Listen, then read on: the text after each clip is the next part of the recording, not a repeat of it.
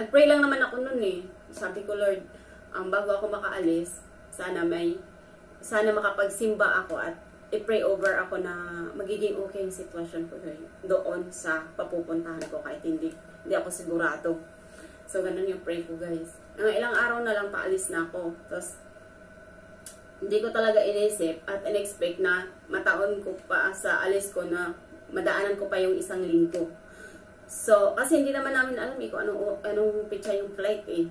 Pero pinag-pray ko yun na sana makapag-simba pa ako ng isang beses at makapag-pray pa talaga ako. Yun talaga ang pinakauna kong hiling kasi napaka-importante sa akin yung mag-pray talaga ako na, siyempre, gabayan tayo, diba? Tsaka hindi ko in-expect yun, guys. Pero gustong-gusto ko talaga yun. Sabi ko, pag hindi ko nagawa yun at hindi siguro ako makapagsimba, syempre, malaking kawalan yun kasi pagdating namin sa ibang bansa, hindi naman kami na makapagsimba kasi Middle East. Makapag-pray. Pero iba talaga yung i-pray over ka ng pastor or may iiwan siya sa'yo mensahe at ipagdasal ka talaga na taos pusong pagdadasal at talagang so nag-iisip na ako nun, guys, hindi pa ako nakaalis. Iniisip ko na yung hindi ako nun. Siyempre, nalulungkot ako pero okay lang kasi wala akong choice. Pero gusto ko talaga yung i-pray over ako at saka makapagsimba. So hindi ko in-expect, guys, na makapagsimba talaga ako ng isang bistonto ako nun, guys. Tsaka naisip ko talaga yung time na yun is para talaga sa akin na makapagsimba ako. Tinupad niyan yung pinag-pray ko. Tapos, nagulat din ako at hindi ko rin in-expect na yung time na yung nagpagsimba ko, sobrang saya ko talaga kasi nandun lahat yung mga pastor sa ibang church. Kumbaga, pinakamin na yung pinuntahan nila. Tapos, doon sila nagtipon-tipon na mag-pray over sila bawat isa. Kung sino yung may ipag-pray na mga gustong ipag-pray, yung may mga sakit, yung ganyan lahat. Nandun yung mga pastor na gustong mag-pray sa mga member sa church. Pero ako, hindi ako member doon. Pero nagsisimba ako lagi doon. Pero doon, hindi siya Catholic. No matter man, kahit anong simbahan. Pero yung simbahan na yun, hindi siya Catholic. Pero doon ako lagi nagsisimba kasi yun ang malapit. Wala naman sa akin yung anong klaseng simbahan ka. Basta, ang ko lang doon is yung puso ko is nandun. Kasi magsisimba ka lang naman na wala sa puso mo, wag na, di ba? So, wala sa akin yung anong simbahan. Basta, kung saan ako gusto magsimba at talagang makocommit ko yung heart ko kay God naman nagsisimba, doon ako magsisimba. Kahit anong simbahan yan. Kasi hindi naman simbahan ang nakakapagligtas sa atin, kundi sarili natin at kung yung puso natin kung anong klaseng tao tayo at kung anong klaseng tao tayo na nagko-commit tayo kay God, hindi yung simbahan. Yung simbahan kasi lang yan. Yung bahay ni God din. Pero hindi yun ang sa'yo na dito ka sa akin para maligtas ka, hindi. Kundi ikaw pa rin mismo sa sarili mo ang na makakapag-decide nun. So, ganito yun, guys. Nung na doon, hindi ko in-expect na yung lahat ng pastor doon is pupunta sa harapan. Pinaka-first time ko nangyari sa buhay ko yun, guys. Pupunta siya doon sa harapan. Tapos, nung pagpunta na sa harapan, sabi niya, kung sino ba yun sa inyo yung may ipag-pray at mag-pray over, pumunta kayo dito sa harap. Pala, guys, tuwang-tuwa talaga ako. Sabi ko, ito yung pinagdasal ko na sana may ganito pag nagsimba ako. Kahit wala man, basta makapag-pray lang ako at makapagsimba para baon ko na din pag alis ko. So, tuwang-tuwa talaga ako, guys. Tapos, nung time na yun, guys, pinaka-first time kong narinig yun sa pastor na pinag-pray over ako na tumulo yung luha ko, guys, na hindi ko alam. Tumulo yung luha ko. Kasi alam mo ba, bakit tumulo yung luha ko? Na-touch ako eh. Basta tumulo na lang yung luha ko, nakita siya ng pastor. Sabi ng pastor, bakit ka umiyak? Pero hindi ako nagsasalita. Hindi ko kilala ang pastor eh. Kasi taga-ibang mga sila mga church eh. Iba-ibang lugar. Sabi niya, bakit ka umiyak? Tapos, may pag-pray ka ba? Sabi ko, meron. Pero hindi niya alam kung anong pag-pray ko. Basta, syempre nakapikit yung mata. Tapos, ganyan ka, diba? Pag-pray over ka. Tapos, syempre, kung yung puso mo naman is na kay Lord naman at kung yung focus ka talaga sa kay Lord, yung mga pag-pray mo, ano yung nararamdaman mo, mailabas mo siya, guys. Mailabas mo siya. Tapos, Yung hindi mo siya, parang gusto mong umiyak, kung ano yung problema, pero ang dami-dami kong problema ng time na yun. Pero hindi ko sinabi kay pastor. Siyempre kay God lang, sa through pray lang to pray. Tapos pinagaganyan ako, pinagpray niya din ako, nagpray din ako. So pagkatapos nun guys, sabi niya, ibuklat ko daw yung mata ko, kasi tapos na. Tapos nandun kami sa harap, malaki siyang simbahan, nandun kami sa harap. Pero hindi ko expect na kaya ko yun kasi ako mahiyain ako, hindi ako sanay sa ganun. Ngayon lang ako nagaganto-ganto naman nag-share kasi gusto kong mag-share. Pero hindi talaga ako ganun, mahiyain talaga ako. Tapos, nung pagkatapos na nag-pray, sabi niya, ibuklat yung mata mo, bakit ka umiyak? Hindi ako nakapagsagot kasi masikip yung dibdib ko. Sabi ni pastor. Pero hindi siya ngumingiti guys. Kasi ito kwento lang to ha. Nalalagpasan ko na kasi siya eh. Kaya masaya ako na ikwento ko sa inyo. Tapos sabi niya, bakit ka umiyak? Sabi ko, wala. Sabi niya, ano bang problema mo? Ano bang ano mo? Napaiyak ako ng kasi masakit talaga sa dibdib ko. Kasi parang naano ko nabasa niya yung nasa laman ng sa loob ko. Sabi niya daw may mabigat ba daw akong problema. Pero alam na niya guys kung ano yung nasa isip ko at yung iniiyak ko. Hinabasa nung pastor. Hindi ko alam kung bakit niya alam. Hindi ko talaga alam. Pero nalalaman niya kung ano yung nasa sa loobin ko guys.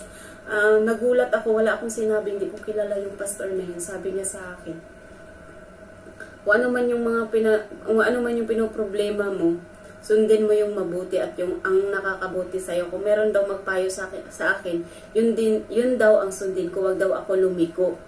Kung ano yung mga pinag-a-advise sa akin na alam kong tama, yun daw ang sundin ko, wag daw ako makinig sa mga mali.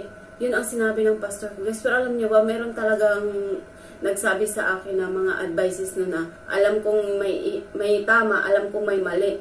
Ayun sinabi ng pastor, naalala ko yun guys, na sabi niya, sundin mo lang kung ano yung tama, kung ano man yung mangyari sa mga gagawin ko, na alam kong nakakabuti, yun daw ang sundin ko, wag ko daw sundin yung mali. Alam niyo ba guys, kinalibutan ako na-touch ako sa sinabi ng pastor, napaiyak talaga ako. Sabi niya, ibuklat mo yung mata mo. Kasi ako gumaganyan, umiyak talaga ako. Sabi niya, ibuklat mo yung mata, titingin daw ako sa mata niya. Tapos kahit hindi ko siya may ibuklat, bumuklat na lang ang mata ko. Sabi niya kasi, tumingin sa mata niya, straight daw. Tumingin din ako, sabi niya, ganito, nakikita ko yung anong mga gusto mo. Sabi niya, kinalabutan. Tumatayo yung balahibo ko, guys. Sabi niya, nakikita ko yung kung ano yung gusto mo, kung ano yung nilalaman ng puso ko. Sabi niya, mabuti kang tao, gawin mo lang kung anong tama at diretso ka lang kung ano yung gusto mo, yun ang sundin mo. Kasi may nakalaan na award si God para sa'yo. Basta wag kang tumigil kung ano yung gusto mo. Way back 2016 yun guys, 2016 siya. Hindi ko talaga makalimutan. First time ko yung narinig sa pastor na sinabi niya sa akin na gano'n. Alam niya yung mga gusto kong gawin. Tsaka, inadvisean niya ako doon. Inadvisean niya ako, sabi niya, basta sundin mo lang yung anong gusto mo kasi alam kong mabuti kang tao at nakikita ko yung nilalaman ng puso mo. Yung sinabi niya sa akin ng sundin mo lang yung nagpapayo sa'yo na mabuti. Huwag mo sundin kung nakakasama sa'yo. Alam mo guys, nalaman niya na merong nagpapayo sa akin. Kaya yun nabigyan ako ng guide na kung ano yung mga dapat kong gawin. Sabi ko, oo, meron. Tapos sabi niya, ayun, gawin mo lang yung gusto mo. Kahit na mahirapan ka, diretso ka lang. Alam niyo guys, hindi ko naman siya talaga inano na kasi alam niya lang yung magagawin ko na kakayanin ko kahit mahirap. Tapos yun yung sinabi niya sa akin na gawin ko kung ano yung tama. Kahit na nahirapan ako, diretso lang daw ako. Alam niyo ba guys, kung ilulok back ko siya ngayon, yung sinabi ng pastor, pero kasi yun, hindi pa ako totally talaga naintindihan yung mga nangyayari sa buhay ko. Baga ngayon, na-realize ko na yung sinabi ng pastor, guide siya, at saka tama yung ginawa ko, na yun ang gagawin ko sa sinabi niya dati kasi nagawa ko siya guys. Pero hindi ibig sabihin na yun ang sinabi ng pastor kasi minsan may ano tayo may katigasan tayo minsan na alam naman natin na yun ang tama, hindi natin gagawin, doon tayo sa mali. Pero hindi ko na yun inisip kasi syempre yung sa dami ko ba namang pinagdaanan, minsan nakakalimutan ko na din. Pero alam ko sa puso ko na ang gagawin ko is yung tama kahit mahirapan ako. Pero nagulat lang ako na nahulaan siya ng pastor, nalaman niya kung ano yung mga nilalaman ng puso ko. Sabi niya, diretso ka lang at pagdating sa dulo, may award na ibibigay sa iyo si God. Pero hindi ko alam guys na nasa ngayon na nalalagpasan ko na siya. At unti-unti kong nakikita na yung mga naranasan ko dati, malayo na siya sa ngayon. Although meron naman akong problema sa ngayon, pero hindi na katulad dati na talagang dumaan ako sa pinakamahirap na hindi ko in-expect na makayanan ko siyang mag-isa. So, naalala ko siya ngayon guys.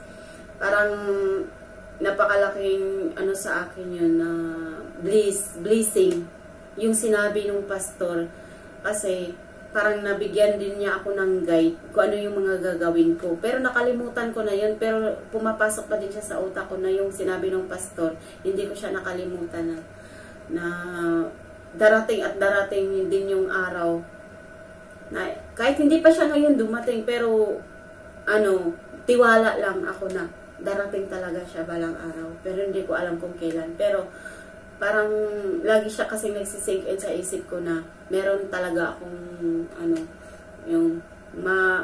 kumbaga sa bunga ba guys, may mapipitas ka. Ganyan. Pero hindi ko alam kung kailan. Pero naniniwala ako na meron. Kasi kung malapit ka lang kasi kay Lord, meron siya ibibigay sa'yo na sign. Sign na pagdating ng panahon, ganito, ganyan. Hindi mo maintindihan yan guys kung hindi malalim yung paniniwala mo kay God at yung laman ng puso mo. Hindi siya nakakommit kay God totally. Hindi mo yan siya maintindihan. Hindi mo siya maintindihan kasi tayo, iba-iba tayo ng nilalaman ng puso natin. Iba-iba tayo. Bawat isa sa atin may kanya-kanya tayong paniniwala. Pero kung maintindihan nyo yung mga sinasabi ko guys, siguro maintindihan nyo kung ano yung ibig ko sabihin. Pero sa hindi mga nakakaintindi, hindi nyo maintindihan yan guys, mahirap siya. Mahirap. Ako na nagsabi mahirap siya pag hindi nyo siya maintindihan. Kasi iba yung pagkakaintindi mo kung meron kang malalim na pag-commit kay Lord. Meron kang malalim na pag-commit kay Lord. Para maintindihan mo lahat yung mga nangyari sa buhay mo, nangyari sa ibang tao, maintindihan mo siya kung bakit yun nangyayari sa isang tao at kung bakit yun nangyari sa'yo. Ako, hindi ko pinagsisihan lahat ng mga failed ko, mga naranasan ko hindi maganda. Hindi ko siya pinagsisihan. Oo, umiyak ako. Iniyakan ko yun dati. Yung mga nangyari sa buhay ko na hindi naman ako perfecto. Ganito akong tao, may mabuting puso, ganyan, may mga mabuti lahat yung mga ginagawa ko kasi ayoko din yung basta lahat lang ng ginagawa ko is mabuti siya kasi alam ko yung mabuti at tama, pero yung laman ng puso ko talaga ayoko gumawa ng pangit. Ang gusto ko lang mabuti kahit mapasama ako, basta ganun yung nasa puso ko guys. Hindi niyo ako ma-judge bakit ako ganun kasi iba-iba tayo kaya ang masasabi ko sa inyo, hindi nyo maintindihan kung ano yung mga ibig sabihin ng mga sinasabi ko kung hindi malalim yung nyo kay God. Maintindihan nyo yun kung pareho tayo ng paniniwala at kung pareho tayo ng nilalaman ng puso natin at kung pareho tayong malalim yung pangunawa natin sa mga bagay-bagay guys. Kaya, siyempre ako, binigyan ako ng ni Lord na malalim na panguunawa sa mga bagay-bagay. Kaya hindi ko siya ipinagkait. Yung purpose ko is i-share ko siya at sabihin ko, hindi ko siya sasarilinin kasi gusto ko yung mga alam ko, i-share ko din sa'yo para meron kayong lesson na makukuha at meron kayong ma-inspired kayo ba guys. Ganyan.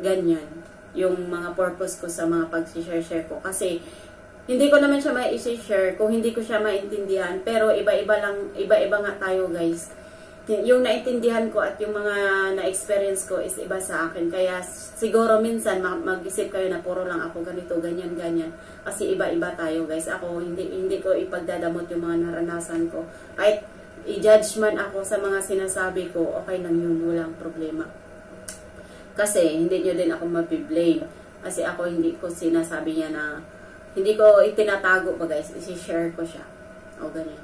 Malay mo, makatulong ako, di ba? So ganun yun guys, na-amaze lang ako sa mga true prayer lang talaga. Kaya wag nyong baliwalain yung prayer. Ewan ko ba, hindi ko alam. Kasi, hindi ko alam na bakit patagal ng patagal, bakit nagagawa ko lang magganto guys, kasi dati hindi naman ano lang ako kasi mahihain kasi ako. Nagsasabi lang ako sa isang kaibigan lang na gusto kong advicean, ganyan. Mahilig na talaga ako mag-advise, pero hindi ganto na ipopost ko. Hindi. Siguro na ano lang siya, na iwan ko, basta nangyari na lang siya na bakit gusto ko magganito ganyan, siguro may purpose, yun ang napapansin ko, may purpose siya. Kasi may time din na gusto kong, basta hindi ko pa siya talaga totally masabi sa ngayon, kasi hindi pa ako totally, may kulang pa pero ang ko, gusto kong i-share, hindi sa ipagmamayabang ko yung mga sa akin nangyayari, or mga na-overcome ko na hindi sa ganun guys. Gusto ko lang siya i-share para ma-inspire kayo or makuhaan nyo ng leksyon. Ganun. So, yun lang guys, na-amazed lang ako na dinidinig ni Lord yung mga pinapipray ko kahit hindi man niya ngayon binigay. Pero, alam ko na tinutupad niya. Kaya marunong lang tayo mag-antay kung kailan natin makakamit yung mga pinapipray natin, kasi may time si Lord kung kailan niya ibigay yung para sa'yo, na depende yan kay God, kasi si God ang nakakaalam. Kaya tayo, dapat mayroon tayong mag-patient at mag-antay. Then, sa time na nag-aantay kayo, huwag naman kayo mainip o kayong gumawa ng mga pangit. Kaya alam nyo naman hindi naman maganda. Kasi, baka hindi to pa rin ni Lord yung mga hinihiling nyo. Yung ganun. So, marunong lang tayo mag-antay. Tapos, yun, lagi nyong tatandaan guys na dapat talaga mabuti yung puso nyo. Kasi nagre-reflect yan sa mga ginagawa nyo guys. Ganun. Kung gusto nyo mapasunod yung mga tao, gusto nyo maniwala yung tao sa'yo, gawin nyo muna sa sarili nyo bago nyo gawin sa iba. Kailangan makita muna nila yan sa sarili mo na ganun ka. Bago mo yung sa iba ka. Para maniwala naman sila sa'yo. Kasi puro ka lang salita-salita. Hindi mo naman ginawa sa sarili mo. Paano ka paniwalaan ng tao? Paano yung tao maniniwala sa'yo, diba? So, dapat kung gusto mong gawin sa'yo ng tao sa'yo yun, dapat gawin mo muna sa sarili mo kung ganun ka. Kung karapat-dapat ka ba, bago mo sabihin sa iba. Kasi nagre-reflect yan guys sa sarili natin at sa mga sinasabi. So, yun lang yan guys. Sana naintindihan nyo, kasi minsan naghahalo na yung mga sinasabi ko. Kasi ang dami ko kasing masasabi Yan. So, kaya yun guys, nasanay ako. Pero at yung bawat alis ko talaga, simula nun guys, nagpinipray over ako. Bawat alis ko, uwi ko, pag alis ko, meron talagang pastor na nagpipray over sa akin. Hindi ko siya hiniling. Gusto ko lang siya, pero alam mo ni God, yung laman ng puso ko. Kaya sige na naghahanap ng way na. Pag alis ko, pag uwi ko ng Pinas, ipagpipray talaga ako. Hindi ko yan sinabi sa isang tao. Kumbaga, alam ni Lord ko yung nasa puso ko. Pero tapos darating na lang siya na meron gano'n na bago ka umalis, i-pray kita. Bago ka umalis, may pastor na lalapit sa akin, bibigyan ako ng una nun sa pastor sa Bacolod yung pinray over. Ako pangalawa, napunta ko dito si pastor yung sa Korean. Binigyan niya ako ng Bible. Yun yung naiwan sa Pinas. At saka yung rosary, tsaka mga souvenir, binigyan niya ako nung tinago ko siya. Yung Bible yung tinago ko, kasi yung iba na na siya, matagal na nakalimutan ko saan na ilagay, pero yung Bible nandun lang. Tapos pangalawa, pinuntahan, pangatlo lang pala ako nag-uwi kasi sa Kuwait, sa Hong Kong, unang uwi ko sa pangalawa. Tapos yung pangatlo lang guys, pinray over ako ng bayaw ko. Na yun yung nakikita nyo sa yung post ko na nasa kwarto kami, tapos pinag-pray niya ako. So yun na guys, super blessed ko at saya na may mga gano'n na guys, yung mga sinasabi ng puso ko na hindi ko na sinasabi, pusa siyang lumalapit sa akin kasi alam ni Lord yung mga gusto ko. Ayun, thank you Lord. Yan guys. So yan lang guys ang masasabi ko.